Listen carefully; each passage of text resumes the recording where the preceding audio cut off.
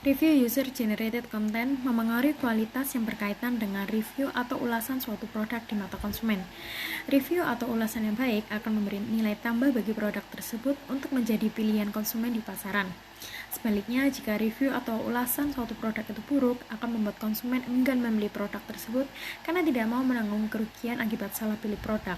Sehingga, konsumen akan beralih membeli produk yang memiliki review atau ulasan yang baik. Dalam bertransaksi belanja secara online, konsumen tidak dapat melihat produk secara real time, melainkan hanya dapat bergantung pada produk melalui media foto atau video yang diberikan oleh penjual atau bahkan review dari konsumen lainnya. Berdasarkan hal tersebutlah, konsumen seringkali merasa ragu untuk berbelanja secara online karena tidak bisa melihat fisik dari produk yang dijual.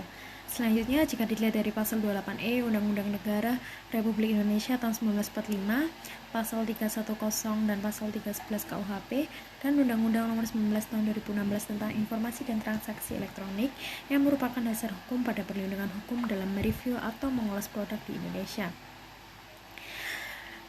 Namun pada kenyataannya seringkali seseorang yang mengulas suatu produk itu tidak berdasarkan pada kualitas suatu produk sebenarnya. Misal ada seorang influencer yang akan mereview suatu produk yang memiliki kualitas buruk, tetapi pada saat melakukan review yang disaksikan oleh banyak orang, dia mengatakan bahwa produk tersebut bagus dan baik. Nah, karena hal inilah yang membuat konsumen lain merasa dirugikan saat membeli produk tersebut. Lalu di sisi lain ada suatu pelaku usaha yang ingin menjatuhkan usaha pesaingnya dengan cara memberikan komentar buruk terhadap produk pesaingnya.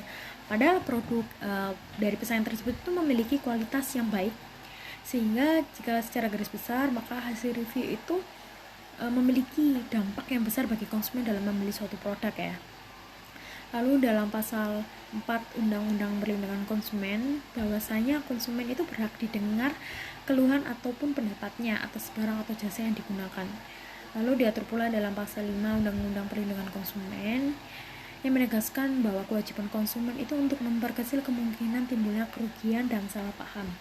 Selain itu, masyarakat dalam mereview produk juga diatur melalui pasal 27 ayat 3 Undang-Undang Nomor 19 tahun 2016 tentang perubahan atas Undang-Undang Nomor 11 tahun 2008 tentang Informasi dan Transaksi Elektronik yang mengatur mengenai pencemaran nama baik untuk atau pemilik produk dari tuduhan review yang bertujuan untuk menjatuhkan nama baik dari brand suatu produk.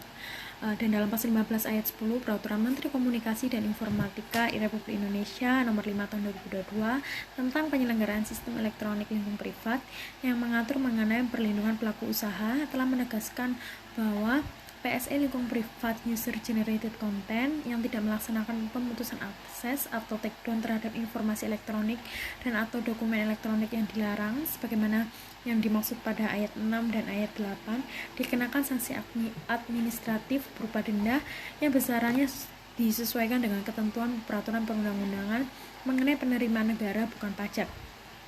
Dalam review atau mengulas produk juga ada etika dan norma yang harus diperhatikan konsumen, seperti menggunakan kata-kata yang sopan dalam menyampaikan pendapat, lalu tidak menyinggung hal yang bermakna sensitif, ras, sara, dan kekerasan, lalu berkata jujur dalam memberikan pendapat dan memberikan saran atau kritik yang membangun bagi penjual.